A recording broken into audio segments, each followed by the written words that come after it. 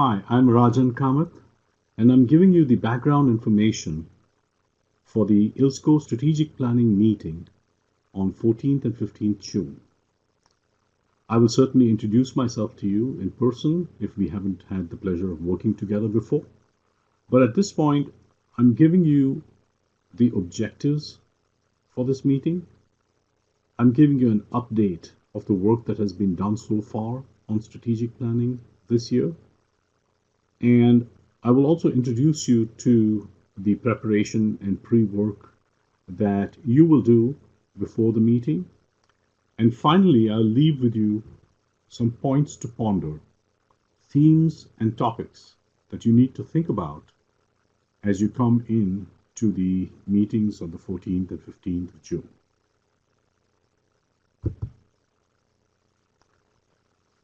To the best of my knowledge, it has been at least 7 years since we at ILSCO dedicated an entire meeting to talking about the future from the point of view of strategic planning. In the time in between, ILSCO has made numerous acquisitions. We have seen our competition transformed. We have seen consolidation amongst our major customer segments. So it is time to bring the best minds in the company to bear on planning and building for the future of ILSCO.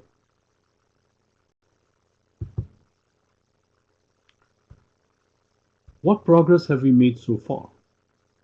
In January of 2017, we had a meeting in which one of the outcomes of the meeting was a decision to try and gain some alignment around the question, what is our core business today? It was clear that ILSCO had evolved significantly. It was clear that the competitive landscape had evolved significantly.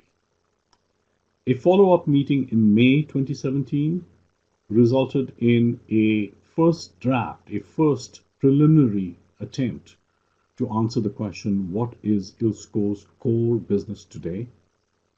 It also resulted in some brainstorming and prioritization of trends, and a discussion about the way in which ILSCO's competitive advantage has to evolve in order to remain in tune with the competitive landscape. Also, an attempt was made to select some of the key words of ILSCO's future core. This is an aspirational exercise, and neither the first draft of the current core nor the keywords related to the future core of ILSCO are final in any way. They both represent work in progress, and your opinion and your perspective is invited in order to craft these ideas further. Finally, there was some amount of work done planning for the 14th and 15th June meeting, and that work has resulted in some pre-work that will be mailed to all of you, and that pre-work will set the stage for our meetings. Some may ask the question, what is the meaning of core business? What does that mean? Companies have complex product portfolios and service portfolios. Multiple products serving multiple customers through multiple channels. Your core is the driving force behind your ability to consistently earn revenues and profits.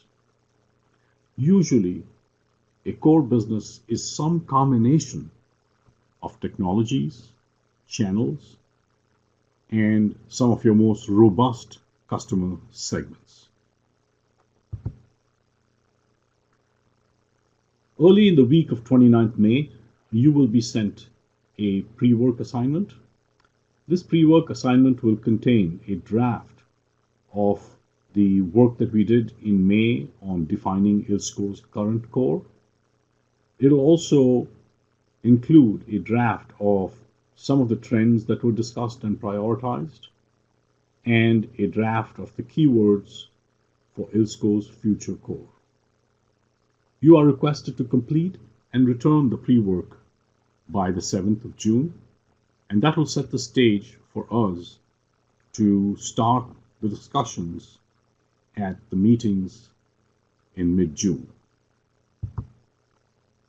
I'd like to leave you with some points to ponder.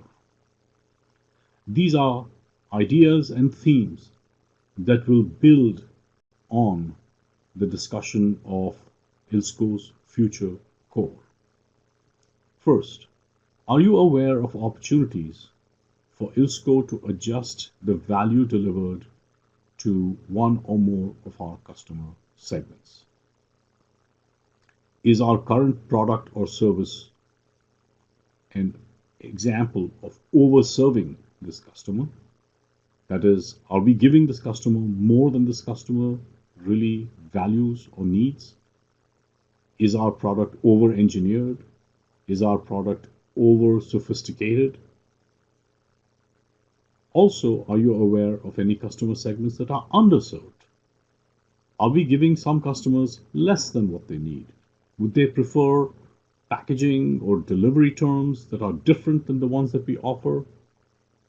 Are we, in some sense, underserving these customers? The second point to ponder has to do with customer's journey. Whether you think about the customer as a distribution channel or whether you think about the customer as the end user, any customer goes through this journey of discovering ILSCO, evaluating ILSCO, buying from ILSCO, accessing some of our peripheral and ancillary services, using them, getting support from ILSCO, and then completing the cycle and coming back to ILSCO for more, or leaving ILSCO because they have some other preference as far as a vendor or a supplier. So the question is, are you aware of opportunities for ILSCO to create more value for one or more customer segments by exploring a larger participation or a different participation in that customer's journey? Finally, what, in your opinion, are ILSCO's most valuable assets and capabilities? Things that ILSCO owns or does that drive ILSCO's success in a competitive world. Send questions and suggestions to Bill Wolens, Mike Hughes, or to me. Thank you, and I look forward to seeing you soon.